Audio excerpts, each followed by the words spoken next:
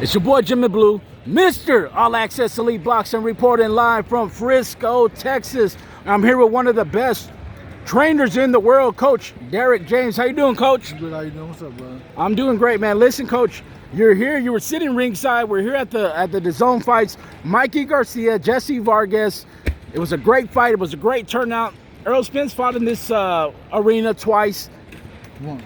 Well, he fought twice, didn't he? Once. He just fought Ricardo. What's his name? Ocampo. Ocampo, yeah. Stand corrected, Coach. Let me ask you this.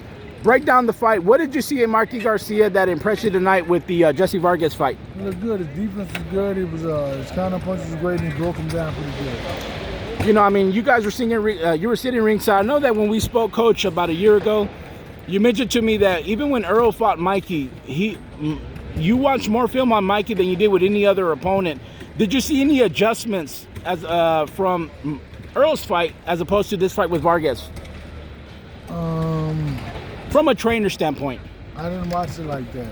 I watched it from a purely fan perspective. I wasn't trying to grade it because I wouldn't enjoy it. So I wanted to come and enjoy it. Well, let me ask you this, Coach. I mean, considering that Vargas was campaigning at one point at super welterweight 154, came down to fight at MIKEY, a much smaller fighter at 147. Would you see it more? Did you think it was an impressive performance? I think it was. I mean, I think that he fought a bigger, stronger guy. I think it was a very impressive win, man. He looked very strong. His right hand over the top was banging, boom. Good shots over the top. You know, just based off from a trainer standpoint, Coach, just based off what you saw, do you feel that, you know, MIKEY should campaign at 147, or do you think he'd be better off at 140? Because there's a lot of rumors of him and Manny Pacquiao after this fight. I don't know about that. I can't call that. I think that he has to really campaign what he wants to. I think that he may not be able to fight for one of the titles. Errol may fight somebody else and get another title or whatever, but I don't know. I mean, I'm not the one to call that. Let me ask you this, Coach. You know, with Errol Spence Jr., man, everybody's talking about Errol. Everybody loves Errol. Everybody that supports him. You know, he's one of the top pound-for-pound champions in the world. You are considered one of the best trainers in the world. You had the Fighter of the Year, the Fight of the Year. You were nominated for Coach of the Year, which I spoke with you and I said, hey, you know what? You should be the Trainer of the Year for 2019.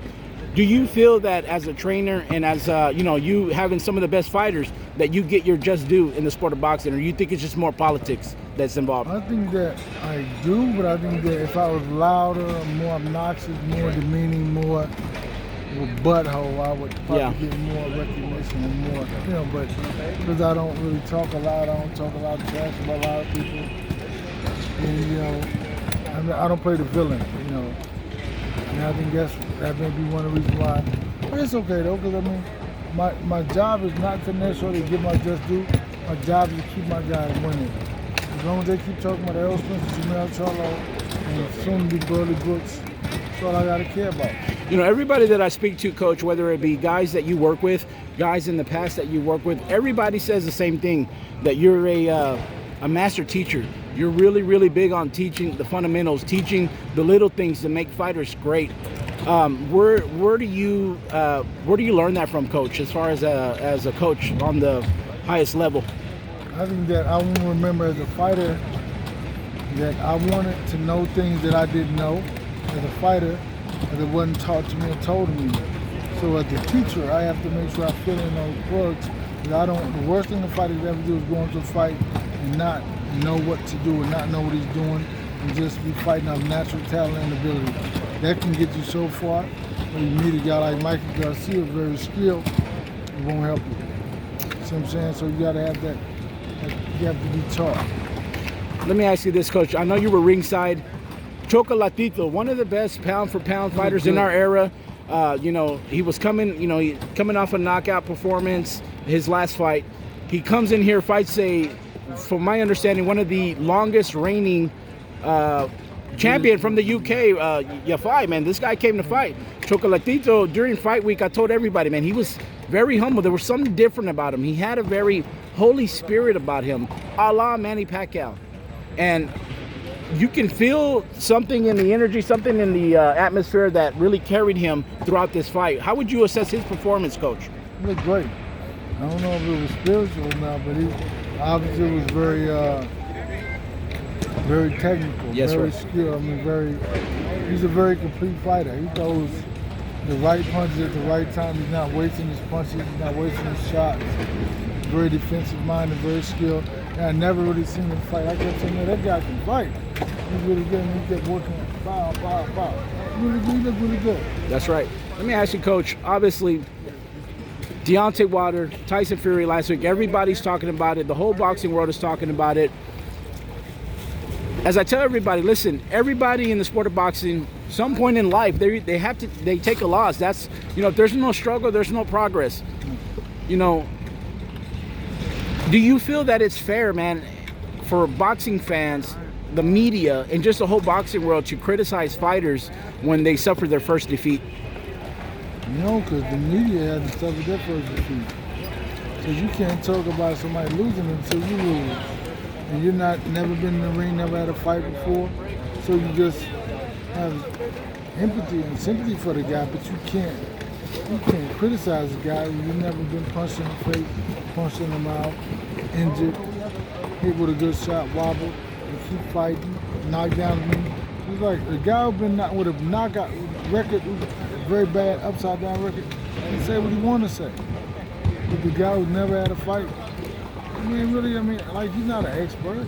He's just a guy that talks about boxing, right? I mean, so I think it's different. I mean, I think that you just have to have respect. You love a sport, you respect the sport, so don't criticize it. I'm not. They don't ask me, I don't have an answer for it. So if the guy was in the sport, he's a trainer, he's working the sport, has no reply or answer for what happened, how can a guy who never boxed have an answer and reply? Listen, Coach, I'm just throwing it out there. I'm just going to throw it out there. There's been rumors being spread. Deontay Wilder letting go of his, head trainer. If the call was made, Coach Derrick James, would you be willing, if the offer was made, to possibly coach Deontay Wilder, if the opportunity was presented to you? I like Wilder. I mean, we never hung out before, but I like him. He's a cool cat. I can work with him. I can work with him as long as you want to win, you want to learn. We can work. Want to win, you want to learn. That's the key element. My last question to you, Coach. I appreciate your time, man. You're always gracious with your time. Errol Spence Jr., I know we've been seeing him in the gym. I know he's been training. I know he's been working hard. What do you feel as far as, what do you see from him that's a little bit different in regards to his training regimens, his percentage as far as his comeback? Where do you see him at this point of his training? I don't know how to grade him like that. I just know he's back in the gym, man, running and back working out. He's getting the fire. He knows that his recovery is all about his fitness and his health. So he's getting his fitness and his health together. Last thing, I promise. I want to pay you a compliment, man. I remember the last time I spoke with you, it was at the Texas Live. It was at Media Day. Right. I remember just seeing the mitt work with you and Errol. I heard the thuds. I heard the mitt work. And I remember asking you, Coach, what is it going to take to, take it to Porter? What is it going to take to drop him, possibly finish him? And I remember you showed me something, and I have it on video, where you rotating your elbows, rotating the punch, and it was almost identical of what Errol Spence did in the 11th round, I believe, to drop Porter. It was damn near profitish. What would you think about that? I know it was something that you guys were working on, but when you told me, man, off record, I was like, man, that's something to look for, and it was something that you saw. What is it that you saw at that point in time? I think that it's all about technique. That's right. Power comes from technique. I mean, you can be physically strong and knock people out, yeah.